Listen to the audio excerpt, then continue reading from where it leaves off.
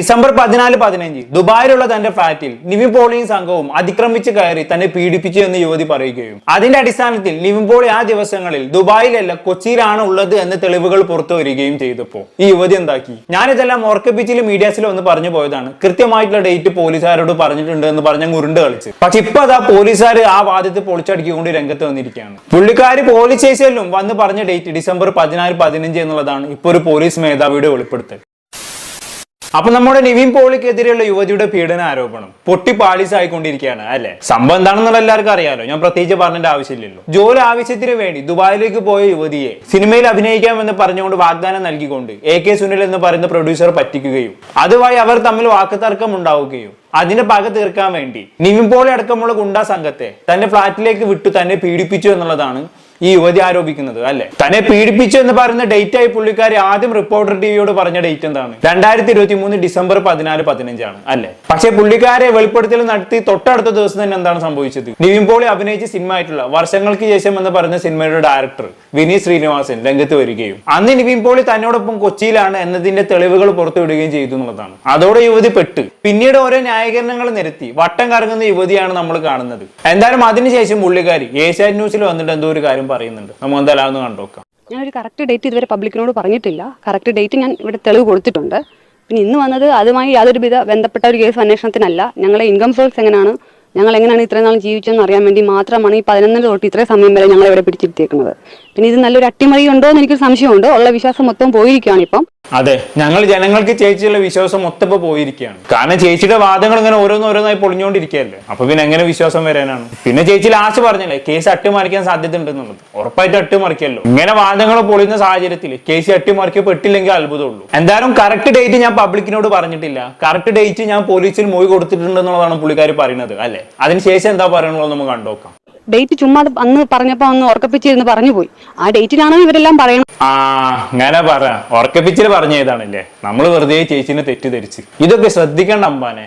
ഒരു പബ്ലിക് മീഡിയയിൽ വന്ന് സംസാരിക്കുന്ന സമയത്ത് ഇങ്ങനെ ഉറക്കപ്പിച്ചിൽ ഒന്ന് പറയണോ വേണ്ടത്? ഒന്ന് പല്ലൊക്കെ തേച്ച് കുളിച്ച് മാറ്റി ഫ്രഷ് ആയിട്ടൊക്കെ വന്നിരുന്ന് പറയണ്ടേ അല്ല. ഇനിയിപ്പോ ഞാൻ ആലോചിക്കണം അതല്ല, ഇനിയിപ്പോ നിവിൻ പോളി വന്ന് പീഡിപ്പിച്ചതും ഇതേമാതിരി ഉറക്കപ്പിച്ചിൽ തോന്നിയതാണോ അല്ലെ, അറിയാത്തോണ്ട് ചോദിക്കുകയാണ്. ഇവരെ കുറിച്ച് മുമ്പൊരു വാർത്ത വന്നിട്ടുണ്ടായിരുന്നില്ല, കഞ്ചാവ് ദമ്പതിമാരെന്നും പറഞ്ഞുകൊണ്ട്. ഇനിയിപ്പോ അത് ശരിയാണെങ്കിൽ എല്ലാം കൂടി കൂട്ടിയിട്ട് കത്തിച്ച് കിറുക്കിയിരിക്കുന്ന സമയത്ത് നിവിൻ പോളി വന്ന് ഇങ്ങനെ പീഡിപ്പിക്കുന്നതായിട്ട് തോന്നിക്കാണും. അതുകൊണ്ടായിരിക്കും ഇപ്പൊ രംഗത്ത് വന്ന് നിവിൻ പോളി വന്ന് പീഡിപ്പിച്ചു എന്ന് പറഞ്ഞത്. ഇനി അതല്ലെങ്കിൽ നിവിൻ പോളി വല്ല കുമ്പിടെങ്ങാനായിരിക്കണം. ഇവിടെയും കണ്ടു അവിടെയും കണ്ടു അല്ലെ, കൊച്ചിയിലും കണ്ടു ദുബായിലും കണ്ടു ഒരേ സമയം. എന്തൊക്കെ കാണണം പഠിച്ചോന്. എന്തായാലും പുള്ളിക്കാരി കൃത്യമായിട്ടുള്ള ഡേറ്റ് പോലീസിൽ പറഞ്ഞിട്ടുണ്ട് എന്നുള്ളതാണല്ലോ ഇപ്പൊ വെളിപ്പെടുത്തിയത്. എന്തായാലും ഇതിനുശേഷം ഒരു മാധ്യമ പ്രവർത്തകൻ പുള്ളിക്കാരി കേസ് ഫയൽ ചെയ്ത് പോലീസ് സ്റ്റേഷനിലേക്ക് വിളിച്ചു ചോദിക്കുന്നുണ്ട് ഏത് ഡേറ്റിലാണ് പുള്ളിക്കാരി പീഡിപ്പിക്കപ്പെട്ടു എന്ന് പോലീസിൽ പറഞ്ഞതെന്ന് അറിയാൻ വേണ്ടിയിട്ട്. അത് ചോദിക്കുമ്പോൾ പോലീസുകാരന്റെ മറുപടി പുറത്തു വന്നിട്ടുണ്ട്. നമ്മൾ എന്തായാലും കേട്ടോക്കാം. ഹലോ, നമസ്കാരം സാർ, കേരള നിന്നാണ്. നമസ്കാരം. സാർ, ഈ നിവിൻ പോളിയുമായി ബന്ധപ്പെട്ട FIR അയക്കുന്ന ഡേറ്റ് കൃത്യമായി എന്നാണ് രേഖപ്പെടുത്തിയിരിക്കുന്നത്? അത് സ്പെഷ്യൽ ഇൻവെസ്റ്റിഗേഷൻ ടീമിന്റെ അടുത്താണല്ലോ അതിന്റെ FIR. ഞാൻ പറയട്ടെ, ചോദിച്ചോട്ടെ. അതെ, സ്പെഷ്യൽ ഇവിടെ അല്ല, നമ്മുടെ സ്റ്റേഷനിലല്ല അതിന്റെ അന്വേഷണം. ഓക്കെ, അതായത് ഈ കൃത്യം നടന്ന സമയമാണോ ചോദിക്കണേ? അതെ, അവർ പറഞ്ഞിരിക്കുന്ന സ്റ്റേറ്റ്മെന്റിലെ ഡേറ്റ് എന്നാണെന്നുള്ളതാണ് അവർ പറഞ്ഞിരിക്കുന്നതാണ്. ഒരു സെക്കൻഡ് പറഞ്ഞു. 15-12 ഡിസംബർ 15 ആണ് പറഞ്ഞിരിക്കുന്നത്. അതായത് 14-15 ആദ്യമായി പറഞ്ഞ സ്റ്റേറ്റ്മെന്റ്. അപ്പൊ ഞാൻ ഒരു ഡൗട്ട് വെച്ചിട്ടുണ്ട് സാർ. ഇപ്പൊ ഇതുമായി ബന്ധപ്പെട്ട് ഇപ്പോൾ സ്റ്റേറ്റ്മെന്റ് കൊടുത്തിരിക്കുന്നത് ഈ ഉറക്കപ്പിച്ചിൽ പറഞ്ഞെന്നുള്ളതാണ് പറഞ്ഞിരിക്കുന്നത് അവരുടെ സ്റ്റേറ്റ്മെന്റ്. മാധ്യമങ്ങൾ പറയാം. പക്ഷേ FIR-ലും ആ സെയിം ഡേറ്റ് തന്നെയാണല്ലോ സാർ രേഖപ്പെടുത്തിയിരിക്കുന്നത്. അപ്പൊ ഇവർക്കെതിരെ എന്തെങ്കിലും നടപടി അങ്ങനെ ഈ മൊഴി രേഖപ്പെടുത്തി കേസ് അന്വേഷിച്ച് ഇപ്പൊ നമ്മളെ സ്റ്റേഷനിൽ ഇതിന്റെ FIR മാത്രമേ ഉള്ളൂ. ഇവിടെ മൊഴി എടുത്തേക്കണേ നമ്മുടെ അടുത്തല്ല. അപ്പൊ അവിടെ സ്പെഷ്യൽ ഇൻവെസ്റ്റിഗേഷൻ ടീമിന്റെ അടുത്താ. സ്റ്റേഷനിലാണല്ലോ ഇതിന് FIR രജിസ്റ്റർ ചെയ്യാൻ പറ്റുള്ളൂ. അതനുസരിച്ച് നമുക്ക് തന്നു മാത്രമേ ഉള്ളൂ. നമ്മളത് FIR പറഞ്ഞിരിക്കുന്ന ഡേറ്റ് അതാണ്. അത് കഴിഞ്ഞിട്ട് ആ അന്വേഷണം മുഴുവൻ സ്പെഷ്യൽ ഇൻവെസ്റ്റിഗേഷൻ ടീം തന്നെയാണ്. അന്വേഷണത്തിന്റെ ഫൈനൽ റിപ്പോർട്ട് നമുക്ക് തന്നതിന് ശേഷം മാത്രമാണ് ഇങ്ങനെയുള്ള കാര്യങ്ങൾ വ്യാജാണെങ്കിൽ നമ്മൾ കേസ്.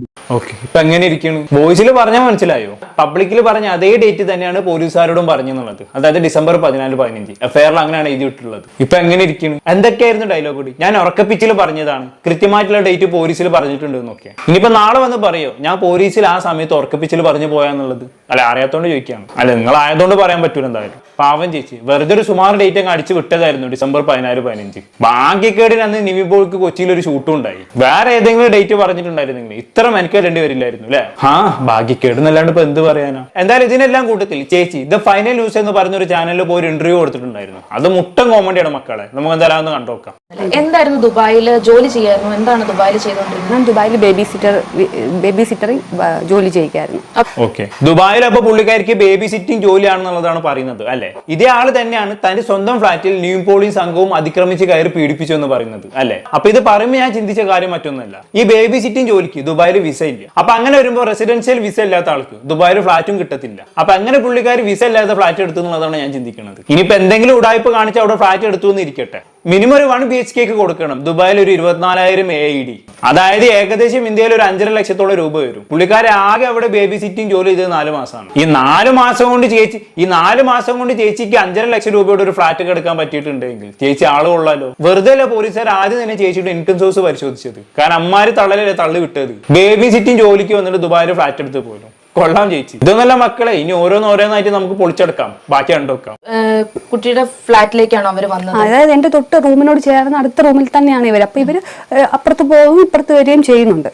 അതായത് റൂം ലോക്ക് ചെയ്ത് ചാവി അവരുടെ കയ്യിലെന്നല്ല, തൊട്ടടുത്താണ്. അപ്പൊ ആ റൂമിൽ ഒരാൾ എപ്പോഴും കാണും, ബാക്കി 2 പേര് അപ്പുറത്തായിരിക്കും. പിന്നെ ആൾക്കാർ ഇങ്ങോട്ട് വരികയും പോവുകയും ചെയ്യുന്നു. അല്ല റൂം ലോക്ക് ചെയ്ത് ചാവി പോക്കറ്റ് ഇട്ടുകൊണ്ടിരിക്കുന്ന ഒരു അവസ്ഥയല്ല. അവിടെ എപ്പോഴും നമുക്ക് സെക്യൂരിറ്റി എന്ന പോലെ ഒരാൾ എപ്പോഴും നമ്മുടെ കൂട്ടത്തിലുണ്ട്. ഓക്കെ, അപ്പൊ തന്റെ റൂം ലോക്ക് ചെയ്യാതെയാണ് മാറി ആളുകൾ വന്ന് പീഡിപ്പിച്ചെന്നുള്ളതാണ് അവിടെ ചേച്ചി പറയുന്നത് അല്ലെ? അതവിടെ മനസ്സിൽ വെച്ചോളി കേട്ടോ. ഇനി ഇതേ ചേച്ചി തന്നെ റിപ്പോർട്ടഡ് ടിവിയിൽ ഇതേ കാര്യം തന്നെ അവതരിപ്പിക്കുന്നുണ്ട്. അന്ന് ചേച്ചി പറഞ്ഞ കാര്യം നമുക്ക് കേട്ടോക്കാം. അപ്പൊ ആ രാത്രിയിൽ അവർ 3 പേരും താങ്കളുടെ ഫ്ലാറ്റിൽ തന്നെ ഉണ്ടായിരുന്നു. ഈ സമയത്ത് താങ്കൾ ഉപയോഗിച്ചിരുന്ന ഫോണിൽ നിന്നും ഭർത്താവിനെ വിളിക്കാനുള്ള ഒരു സമയവും അവകാശവും കിട്ടിയില്ല. ഇവരുടെ കയ്യിലായിരുന്നു ഈ ഫോണൊക്കെ. പിന്നെ ഇവർ എന്റെ അവിടെ വെച്ചിട്ട് എന്നെ റൂമിൽ ലോക്ക് ചെയ്തിട്ട് എന്റെ വീട്ടില് ഇവരെ ആരോ വന്ന് ക്യാമറ വെച്ചു. അങ്ങനെ ഇരിക്കുന്നു പറഞ്ഞ കേട്ടല്ലോ, റൂം ലോക്ക് ചെയ്തിട്ടാണ് പോലും തന്നെ പീഡിപ്പിച്ചെന്നുള്ളത്. അതായത് ആദ്യം റിപ്പോർട്ട് ടിവിയിൽ വന്ന് പറഞ്ഞ സമയത്ത് എന്നെ റൂം ലോക്ക് ചെയ്ത് എല്ലാവരും കൂടി പീഡിപ്പിച്ചു എന്നുള്ളതാണ് പറയുന്നത്. പിന്നെ ഇപ്പൊ അത് ഫൈനൽ ന്യൂസ് എന്ന് പറഞ്ഞൊരു ചാനലിൽ വന്ന് ഇന്റർവ്യൂ കൊടുത്തപ്പോ അവിടെ ഒന്ന് പറയുന്നത് എന്താണ്, റൂം ലോക്ക് ചെയ്യാതെ തുറന്നിട്ടിട്ടാണ് തന്നെ പീഡിപ്പിച്ചതെന്നൊക്കെ. ഇതിൽ ഏതാണ് സത്യം അത് നിങ്ങളെ ഒന്ന് പറഞ്ഞേരി. ഇനിയിപ്പോ നാളെ വേറെ ഏതെങ്കിലും ചാനലിൽ ഇന്റർവ്യൂ വിളിച്ചു കഴിഞ്ഞാണെങ്കിൽ അവിടെ പറയാൻ പോകുന്നത് ഫ്ലാറ്റിലൊന്നല്ല ലോഡ്ജ് മുറിയിൽ അങ്ങനെ ഇട്ടിട്ടാണ് പീഡിപ്പിച്ചതെന്നായിരിക്കും പറയാം. അല്ല, ഓരോ സമയം ഓരോന്നാണല്ലോ പറയുന്നത്, അതുകൊണ്ട് പറഞ്ഞു ഏതാ ബാക്കി പറഞ്ഞോട്ടെ. ഈ ഫ്ലാറ്റിലപ്പോ വേറെ മലയാളികളായിട്ടുള്ള, അതായത് നിവിൻ പോളിനെ റെക്കഗ്നൈസ് ചെയ്യാൻ പാകത്തിന് അങ്ങനെയുള്ള മലയാളികൾ ആരെങ്കിലും? ഫ്ലാറ്റിൽ മലയാളികൾ ആരും ഇല്ലായിരുന്നു. ഞാൻ മാത്രമേ ഉള്ളൂ മലയാളിയായിട്ട് ഫസ്റ്റ് ചെയ്യുന്നത്. പിന്നാണ് ഇവർ വന്നത്. അവിടെ മൊത്തം ഫിലിപ്പീൻസ് ആണ്. അതെ, അവിടെ മലയാളികളേ ഇല്ലായിരുന്നു. ആ ഫ്ലാറ്റിൽ മൊത്തം ഫിലിപ്പീൻസ് ആയിരുന്നു. ഇനി മലയാളികൾ ഉണ്ട് എന്ന് പറഞ്ഞു കഴിഞ്ഞാണെങ്കിൽ അവരെന്തായാലും നിവിൻ പോളിനെ കണ്ടാൽ മനസ്സിലാക്കല്ലോ. അപ്പൊ അവരോട് ചോദിച്ചാൽ പോരെന്ന് പറഞ്ഞാണെങ്കിൽ ചേച്ചി കുടുങ്ങല്ലോ. അപ്പൊ പിന്നെ അവിടെ മലയാളികൾ ഇല്ല കേട്ടോ, അവിടെ മൊത്തം ഫിലിപ്പീൻസ് ആണ്. എന്തായാലും ചേച്ചിന്റെ ഒരു ബുദ്ധി നോക്കി നിങ്ങൾ. എന്തായാലും ആ ചോദ്യത്തിന് ചേച്ചി ടാക്കിൾ ചെയ്ത് എനിക്ക് ഇഷ്ടപ്പെട്ടു. ഇവിടെങ്കിലും അബദ്ധവശാൽ മലയാളികൾ ഉണ്ടെന്ന് പറഞ്ഞില്ലല്ലോ, പറഞ്ഞിട്ടുണ്ടെങ്കിൽ എന്തായാലും ഉറപ്പായിട്ടും കുടുങ്ങിയേനെ. എന്തായാലും ബാക്കി പറഞ്ഞോട്ടെ. എന്നിട്ട് എങ്ങനെയാ പിന്നെ അവരുടെ ഒരു കയ്യിൽ നിന്ന് രക്ഷപ്പെട്ടു പോകുന്നത്? അത് കഴിഞ്ഞിട്ട് എനിക്ക് ബ്രീത്തിങ് ഡിഫിക്കൽറ്റിയുടെ പ്രോബ്ലം ഉണ്ടായിരുന്നു. അപ്പം എനിക്ക് എന്തോ ഞാൻ സംസാരിക്കുമ്പോഴൊക്കെ ബുദ്ധിമുട്ട് തോന്നി. ഞാൻ എന്തോ ടയേർഡാണ്, എനിക്ക് ശ്വാസം മുട്ടൽ സംസാരിക്കുമ്പോൾ ആ ഒരു കിട്ടാത്തപ്പോൾ പുള്ളിക്ക് തോന്നി എനിക്കെന്തോ ബ്രീത്തിങ് അതായത് ഞാൻ ഇടയ്ക്കിടയ്ക്ക് ഇങ്ങനെ കംപ്ലൈൻറ്റ് ഉള്ള വ്യക്തിയാണ്. അപ്പോൾ എനിക്ക് ഇതുപോലെ ശ്വാസം മുട്ടൽ ബ്ലീഡിംഗ് ഒക്കെ വരുന്നതാണ്. അപ്പോൾ ഞാൻ പെട്ടെന്ന് നാട്ടിലോട്ട് വരികയും ട്രീറ്റ്മെൻറ്റ് എടുക്കുകയും അവിടെ എനിക്ക് കോസ്റ്റ്ലി ആയതുകൊണ്ട് നമുക്ക് അവിടെ കാണിക്കാൻ പറ്റത്തില്ല. അപ്പം ഈ ജോലിക്ക് പോകുന്ന സമയത്തും ചിലപ്പോൾ ഒരാഴ്ച വന്നിട്ട് ഞാൻ തിരിച്ചു പോകാറുണ്ട്. അത് ശരി, അങ്ങനെയാണല്ലേ? അതായത് ചേച്ചിക്ക് ബ്രീത്തിങ് ഡിഫിക്കൽറ്റി ഉണ്ടായതുകൊണ്ട് തന്നെ ഇടയ്ക്കിടയ്ക്ക് നാട്ടിൽ വന്ന് ഇങ്ങനെ ചികിത്സിച്ച് പോകാറുണ്ടെന്നുള്ളതാണ് അല്ലേ? ഞാൻ ആലോചിക്കണം അതല്ലേ, ഇങ്ങോട്ടും അങ്ങോട്ടും പോകാനുള്ള ടിക്കറ്റ് ഫെയർ എന്നെ കാൽക്കുലേറ്റ് ചെയ്ത് നോക്കുകയാണെങ്കിൽ ഒരു 40,000 രൂപയുടെ അടുത്ത് വരും. അതിന്റെ പകുതി വേണ്ട അവിടെ ചികിത്സിക്കാൻ. അല്ലെങ്കിൽ വലിയ അസുഖം വല്ലതായിരിക്കണം. അപ്പൊ പിന്നെ ടിക്കറ്റ് എടുത്ത് ഇങ്ങോട്ട് വരാനാണ് ലാഭം. അതല്ലാണ്ട് ബ്രീത്തിങ് ഡിഫിക്കൽറ്റിക്കൊക്കെ നാട്ടിൽ വന്ന് ചികിത്സിക്കാന്ന് പറഞ്ഞാണെങ്കിൽ ചേച്ചി അത്രക്കും വലിയ റിച്ച് ആയിരിക്കണം. പിന്നെ മാത്രമല്ല ആഴ്ചയിൽ ഇടയ്ക്ക് ഇങ്ങനെ വന്ന് പോകുന്നുണ്ടെന്നൊക്കെ പറയുന്നുണ്ടല്ലോ. ബേബി സിറ്റിംഗ് ജോലിക്കൊക്കെ അങ്ങനെയൊക്കെ ലീവ് കിട്ടും. ഏത് സ്ഥലത്താണ് ചേച്ചി ജോലി ചെയ്ത് അതൊന്ന് പറഞ്ഞു തന്നാട്ടെ. അവിടെ എന്തെങ്കിലും വാക്കൻസിന്റെ കയറാലോ. അതാകുമ്പോൾ ദുബായിൽ ജോലിയായി നാട്ടിൽ എന്തെങ്കിലും പരിപാടിയോ കാര്യങ്ങളൊക്കെ ഉണ്ടെങ്കിൽ വന്ന് കൂടി പോവുകയും ചെയ്യാം അല്ലെ? ഇതൊക്കെ കേൾക്കണം പഠിച്ചോനെ. ബാക്കി പറഞ്ഞോട്ടെ. കാരണം പെട്ടെന്നായിരിക്കും ചിലപ്പോൾ ചൂട് കൂടുതൽ, തണുപ്പ്, അങ്ങനെയൊക്കെ ഒരു അതായത് നമുക്ക് പറയാൻ പറ്റത്തില്ല എപ്പോഴാണ് ബ്ലീഡിങ് വരുന്നതെന്ന് പറയാൻ പറ്റത്തില്ല. ആ ഒരു സാഹചര്യമായതുകൊണ്ട് പുള്ളി ഒട്ട് വയ്യായിരിക്കും. അതായിരിക്കും ഇങ്ങനെയൊക്കെ സംസാരിക്കണം തോന്നിയിട്ട് പുള്ളി തന്നെ ടിക്കറ്റ് എടുത്ത്, അത് എന്നോട് പറഞ്ഞില്ല, എൻ്റെ ഒരു അനിയൻ അവിടെയുണ്ട്. അപ്പോൾ പുള്ളി അവനോട് വിളിച്ചിട്ട് അവർക്ക് എന്തോ വയ്യാൻ തോന്നുന്നു, ഞാൻ ടിക്കറ്റ് എടുത്തിട്ടുണ്ട്, എങ്ങനെയും ഒരു ടാക്സി കിട്ടാൻ ബുദ്ധിമുട്ടുള്ള ഒരു സ്ഥലമാണ്.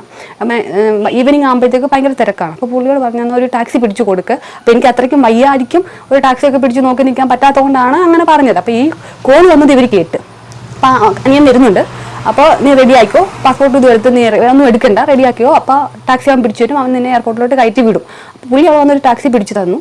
എന്നെ എയർപോർട്ടിൽ കയറ്റി വിടാണ്. ഇപ്പം ഈ ഭർത്താവ് പുള്ളി പറഞ്ഞ സംസാരം കേട്ടിട്ട് ഇവരെല്ലാം അപ്പുറത്തോട്ട് റൂമിലോട്ട് പോയി. അവരെ ഇവൻ കാണുകയോ അങ്ങോട്ടും ഇങ്ങോട്ടും ഇവർ കണ്ടിട്ടില്ല. അങ്ങനെയാണ് അവിടെ നിന്ന് ഞാൻ ഇങ്ങനെ ഒരു സിറ്റുവേഷനിൽ നിന്നാണ് സഹോദരനെ കൂട്ടിക്കൊണ്ടുവന്നെന്ന് ഇല്ല. അപ്പൊ എനിക്കപ്പോ ശ്വാസം വിടാൻ വയ്യാത്ത ഒരു അവസ്ഥയപ്പോ പുള്ളി വിചാരിച്ചു എനിക്ക് ബ്രീത്തിങ് ഡിഫിക്കൽറ്റി കൂടിയത് കൊണ്ടുള്ള ഒരു ശാരീരിക ബുദ്ധിമുട്ടാണെന്നാണ് പുള്ളി മനസ്സിലാക്കിയത്. അപ്പൊ പുള്ളി അപ്പൊ എനിക്ക് ടാക്സി പിടിച്ച് താഴോട്ട് കൊണ്ടുവന്ന് ടാക്സി പിടിച്ചു തന്നു. ഞാൻ കയറിപ്പോയിരുന്നു. അതിനുശേഷം നാട്ടിലേക്ക് അന്ന് സംഭവം ഞാൻ എയർപോർട്ടിൽ വന്നപ്പോൾ എന്റെ ഹസ്ബൻഡ് ടിക്കറ്റ് എടുത്തത് വരെ മാറിപ്പോയി. ഞാൻ ഒരു ദിവസം എയർപോർട്ടിൽ കഴിച്ചു കൂട്ടി. അതായത് ടിക്കറ്റ് പുള്ളി എടുത്തു തന്നത് ദുബായ് ടു കൊച്ചിയാണ്. കൊച്ചി ടു ദുബായ് എടുത്ത് തരേണ്ടത് തിരിച്ചും പോയി. എന്നിട്ട് ഞാൻ അവിടെ ഇരുന്ന് പുള്ളി അപ്പം തന്നെ നോക്കി വേറെ ടിക്കറ്റ് എടുത്തു തന്ന് അതിനും റെക്കോർഡുണ്ട്. ഞാൻ അവിടെ എയർപോർട്ടിൽ ഇരുന്നാണ് നേരം വെളുപ്പിച്ചിട്ട് പിറ്റേ ദിവസം രാവിലെയാണ് ഞാൻ തിരിച്ച് കയറി വന്നത്. എന്തായാലും റിച്ച് ഹസ്ബൻഡ് തന്നെ. മൂപ്പർ ആദ്യം ടിക്കറ്റ് എടുത്ത സമയത്ത് ദുബായ് ടു കൊച്ചി എടുക്കുന്നതിന് പകരം കൊച്ചി ടു ദുബായ് എടുത്തു പോയി പോലും. മൂപ്പർക്ക് പിന്നെ അതൊന്നും വിഷയമല്ല. അങ്ങനെ പെട്ടെന്ന് ഒരു ടിക്കറ്റ് എടുക്കണമെങ്കിൽ തന്നെ 20,000 രൂപ ചെലവാണ്. പക്ഷെ പുള്ളിക്കാരൊന്നും വിഷയമല്ല. 20,000 രൂപ അല്ല, പോട്ടെ അപ്പൊ തന്നെ മാറ്റി ഇങ്ങോട്ട് തിരിച്ചുള്ള എടുത്ത്. എന്തായാലും റിച്ച് ഹസ്ബൻഡും റിച്ച് വൈഫും അല്ല. 4 മാസം ദുബായിൽ വന്ന് ബേബി സിറ്റിംഗ് ജോലി ചെയ്ത് സ്വന്തമായിട്ട് ഫ്ലാറ്റ് എടുത്ത ടീമല്ലേ. അപ്പൊ പിന്നെ റിച്ച് തന്നെ ആയിരിക്കും. എന്തായാലും കൃത്യസമയത്ത് ഹസ്ബൻഡ് വിളിച്ചു നന്നായി. അതുകൊണ്ട് അവിടെ നിന്ന് രക്ഷപ്പെടാൻ പറ്റില്ലേ. ഇല്ലെങ്കിൽ നിങ്ങളൊന്ന് ആലോചിച്ച് നോക്കി, ന്യൂ ബോളിയുടെയും സംഘത്തിന്റെയും കയ്യിൽ കുടുങ്ങി ജീവിതം അവസാനിച്ചേനെ. എന്തായാലും ഫോൺ എടുത്ത ഉടനെ തന്നെ ഭാര്യയ്ക്ക് ബ്രീത്തിങ് ഡിഫിക്കൽറ്റി ആണെന്ന് മനസ്സിലാക്കി ആ ഭർത്താവിന്റെ മനസ്സുകളാരും കാണാണ്ട് പോരുത്. ഇതൊക്കെയാണ് മക്കളെ അണ്ടർസ്റ്റാൻഡിങ് എന്ന് പറയുന്നത്. അപ്പൊ തന്നെ പുള്ളിക്കാരൻ ടിക്കറ്റ് ബുക്ക് ചെയ്യാനുള്ള മനസ്സുകൾ കാണാണ്ട് പോരുത്. ഒരു അക്ഷരം പോലും ഉരിയാടാതെ. ഇനി എന്തൊക്കെ കേൾക്കണം പഠിച്ചോനെ. എന്തായാലും പുള്ളിക്കാരിയുമായി ബന്ധപ്പെട്ട് ഇന്ന് രാവിലെ ഒരു വാർത്ത വന്നിട്ടുണ്ടായിരുന്നു. അതും കൂടെ കണ്ട് നമുക്ക് നിർത്താം. ഇന്നോ നാളെയോ പരാതിക്കാരിയുടെ മൊഴി രേഖപ്പെടുത്തിയേക്കുമെന്നാണ് മനസ്സിലാക്കുന്നത്. ഇതുമായി ബന്ധപ്പെട്ട് പരാതിക്കാരി അന്വേഷണ സംഘം ബന്ധപ്പെട്ടിട്ടുണ്ട്. ഏത് ദിവസമാണ് മൊഴി രേഖപ്പെടുത്താൻ സൗകര്യം എന്ന കാര്യം ചോദിച്ചിട്ടുമുണ്ട്. തൃശൂർ ഓഫീസിലേക്കടക്കം അവരോട് എത്തിച്ചേരാൻ ആവശ്യപ്പെട്ടിട്ടുണ്ട് എന്നാണ് പരാതിക്കാരി പറയുന്നത്. എന്നാൽ തനിക്ക് ആരോഗ്യ പ്രശ്നങ്ങൾ ഉള്ളതുകൊണ്ട് തന്നെ അടുത്ത ദിവസങ്ങളിൽ മാത്രമേ ആലോചിച്ച ശേഷം മാത്രമേ ഹാജരാകുന്ന കാര്യം തീരുമാനിക്കുകയുള്ളൂ എന്നാണ് പരാതിക്കാരി പറയുന്നത്. മതി ആലോചിച്ചുണ്ടാക്കിയതിനു ശേഷം മാത്രം വന്നാൽ മതി. ഇനി പറയാൻ പറ്റിയ നല്ലൊരു കഥ ആലോചിച്ചുണ്ടാക്കിയതിനു ശേഷം മാത്രം പോലീസുകാരുടെ അടുത്ത് പോയാൽ മതി. ഇതേമാതിരി വീണ്ടും ഏറെ കയറ്റാൻ പറ്റാത്തതുകൊണ്ടാണ്, വേറൊന്നല്ല. അധികം ഞാനിവിടെ ഒന്നും പറയില്ല. എന്താണെന്ന് കേട്ടിട്ട് നിങ്ങൾക്ക് തോന്നുന്നത് കമന്റ് ബോക്സിൽ രേഖപ്പെടുത്തുമല്ലോ. അടുത്തൊരു ടോപ്പിക്കുമായി വീണ്ടും കാണാം.